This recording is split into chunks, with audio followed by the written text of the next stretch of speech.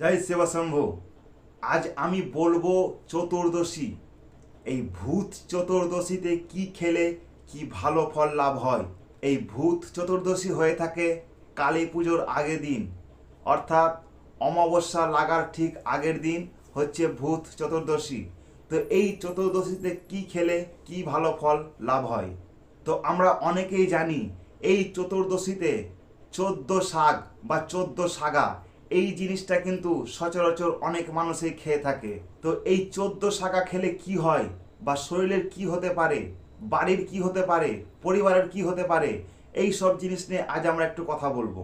তো আমার এই চ্যানেলে যদি নতুন হয়ে থাকো, গ্রহের চক্র চ্যানেলে, তো চ্যানেলটাকে আজই সাবস্ক্রাইব করে নাও, কারণ আমি নতুন নতুন তথ্য দিয়ে থাকি যা মানুষের মঙ্গলের কাজে লাগে।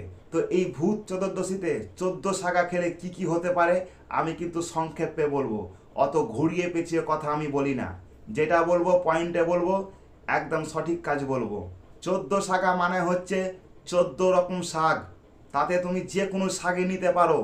14 রকম শাক। তো এই 14 রকম শাক জোগাড় করা এমন কিছু ব্যাপার না, তোমাকে 14 রকম শাক জোগাড় করে রান্না করে খেতে হবে।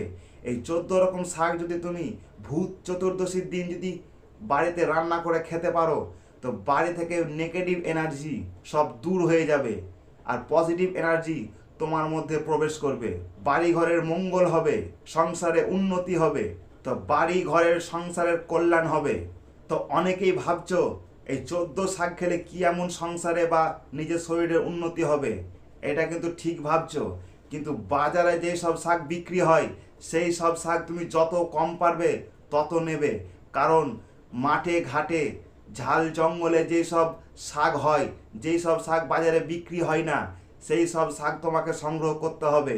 আর সেই 14 শাকের মধ্যে তোমাকে মিশিয়ে খেতে হবে, কারণ যেই জিনিসে মর্ম আছে সেই জিনিসের কেউ দাম দেয় না। তাই আমি যে কথাগুলো বলছি যদি কাজটা করতে পারো আর এই 14 শাক রান্না করে যদি খেতে পারো, তো বাড়িতে যত নেগেটিভ এনার্জি থাকবে সব দূর হয়ে যাবে। কারণ কোন শাকে কি কাজ আছে তা কেউ জানে না, কিন্তু তোমার করে খেতে তো কোনো আপত্তি নেই, তুমি অবশ্যই করতে পারো। তো তোমরা যদি কেউ 14 শাক খেয়ে থাকো তো কমেন্টে অবশ্যই বলে যেও, যেটা বললাম সেইটা করো, অবশ্যই ফল পাবে।